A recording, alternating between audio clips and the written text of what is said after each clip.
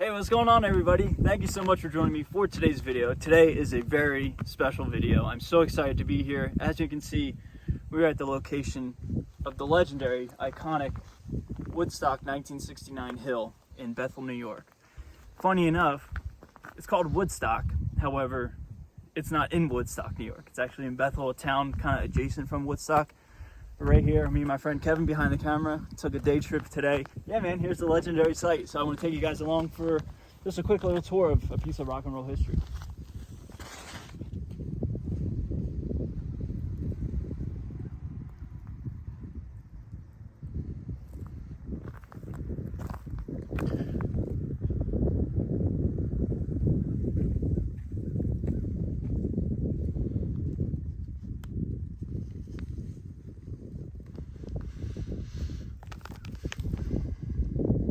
Charlie the Mayor Maloney, if you are here, you were there. The original 1969 festival attendee and personally responsible for hundreds of visitors returning to Bethel Woods, also lovingly referred to as the Garden.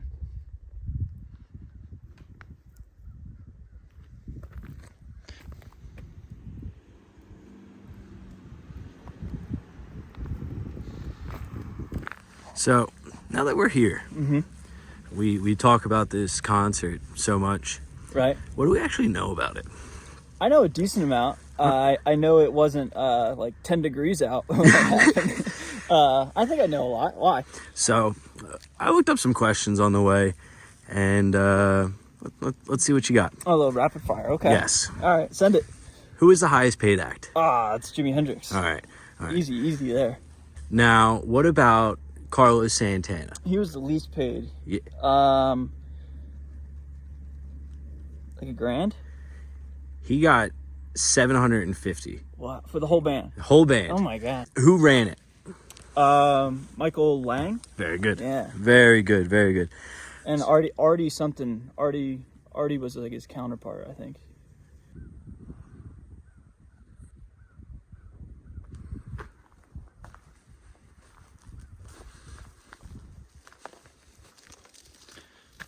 I got a Sharpie in the car. Do you really? Yeah.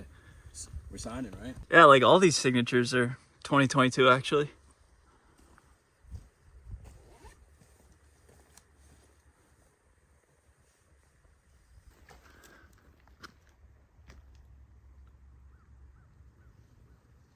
Shout out to EB for letting the world know. Yo. Let's go. Limp Bizkit rules. Dude, that is so funny. Oh my god, that's amazing.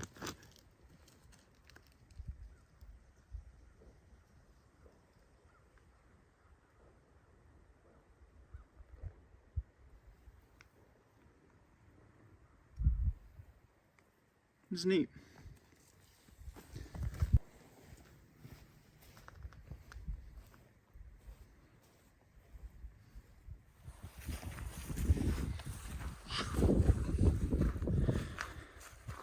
Here it is. The spot where the stage was for Woodstock 1969.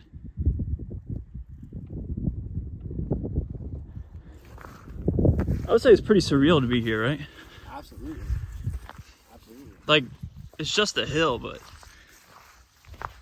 this is so cool. And, you know, you have the pictures here, but to think about what this atmosphere must have been like. Like all the bodies, Yeah. all the stories, all the people who had to make their way here.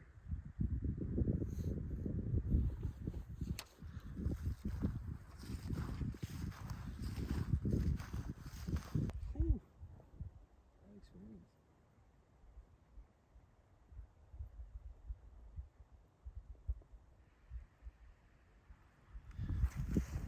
Hey, Kev. So, you are currently standing roughly at the spot where the Star Spangled Banner was played by Jimi Hendrix. Absolutely. How's it feel? You phrased it best earlier, surreal. Right? I've seen the movie so many times. And like I've seen, dozens of, more than dozens, it's like close to 100 YouTube videos and stuff now, but like to see it is pretty rad.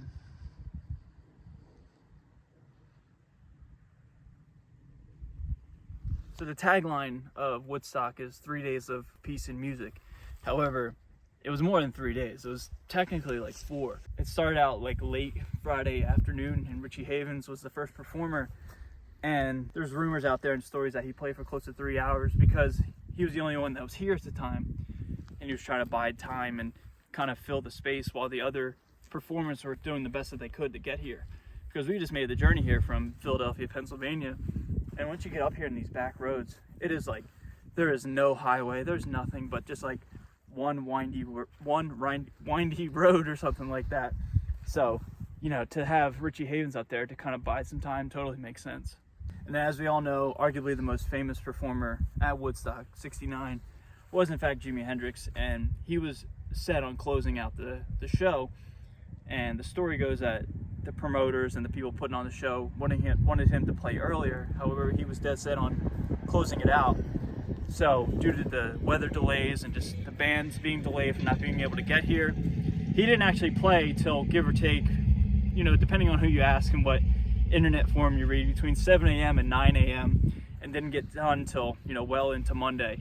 So it was technically like almost 4 days of peace, love, and music. So just pretty cool how, like, you know, Hendrix was just dead set on like, I'm closing, I'm the last one to perform. And you guys have seen the pictures and the videos. Like, this hill at one point in time was completely covered with people. By the time Hendrix came on, you know, hardly anybody was left. Everybody had since you know, left the area. So just a cool, interesting just piece of the whole lore and mystique about the timeline of the event itself. Where do you put cars?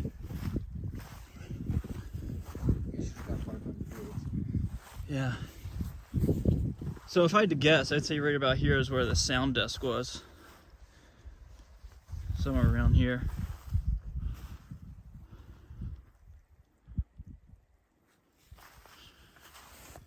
So matching up this shot right here, just one of the, you know, many photos taken from the event, kind of matching up here. If you take a look, kind of lines up with the trajectory of, you know, the terrain. This tree kind of looks like that one out there, if I had to guess.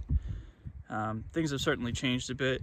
I mean, those power lines aren't even there anymore, or those telephone lines. But yeah. Right about here, this picture was taken somewhere like that. Imagine all those people, man.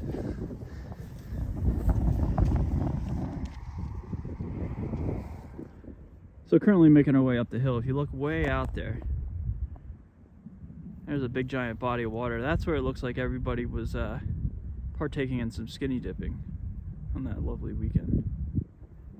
So as you can see, obviously there's a peace sign in the ground, which is really cool, like a nice touch. But if you notice, there's this other random spot right here on the ground, and I think it's because this is the actual location of the album cover, maybe? Oh, that looks like it. If not, it could just be a coincidence, but the iconic shot of the album cover looks to be right about here. Like, that's pretty amazing. Yeah, I think it's right here, man. That's sick.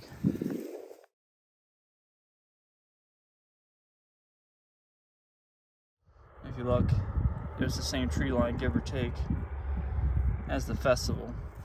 Notice these trees have been added after the fact.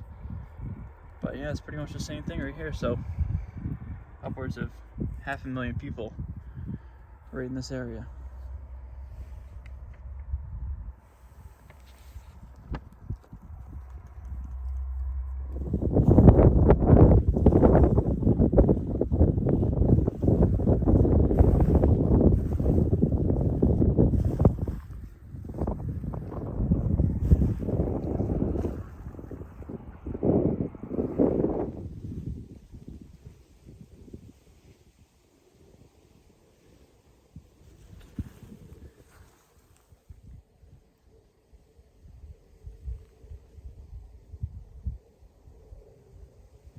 This tree right here, the message tree, is what we were checking out when we first walked in. I had never learned about this. I had to do some research in post, perhaps, maybe to read up on that. That's cool, man. Look at those people, dude.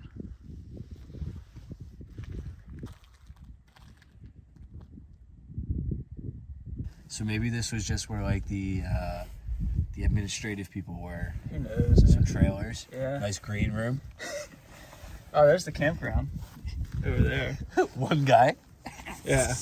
There he is. You can see him. So that was over there, kind of. So you can see that you are here. All right, so kind of stretches all the way out here.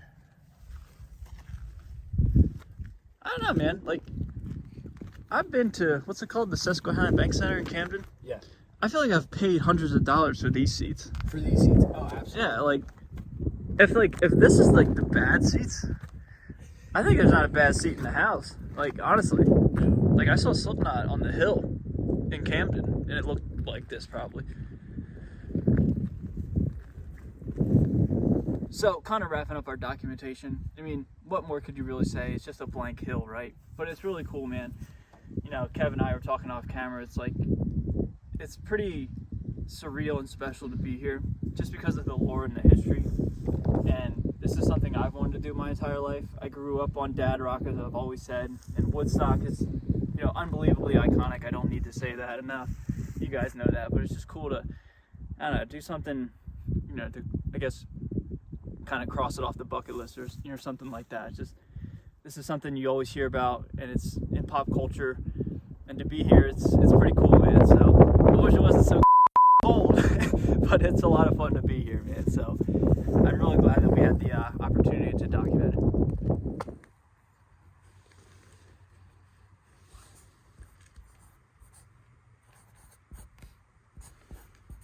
Last one? Yeah, last one to wrap it up. Okay. And to kind of put you on the spot. Uh-oh.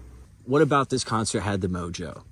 What? Well, I mean, I think what the history is like, it was during the Vietnam era, and during the whole, like, the hippie movement was, like, the, like, first counterculture movement. And it just seemed like the older generation didn't understand the younger generation and thought they were a bunch of lowlifes and a bunch of troublemakers. And so, like, what made it work was, like, a big message to the world that this counterculture movement could coexist peacefully with 500,000 people with no infrastructure, no food, no water, and could just live peacefully. So it was almost like a message, like, if we can do it, we should all be able to do it. And, you know, we're still relevant to this day. Like, we're all super angry on Twitter and TikTok and fighting with each other. So it's like, you know, man, like, I don't know, I kind of what I say in my videos a lot, like, why are we so angry all the time? I don't know, but I guess that's like what the charm is. Put me on the spot for sure, but that's kind of like what I think about it.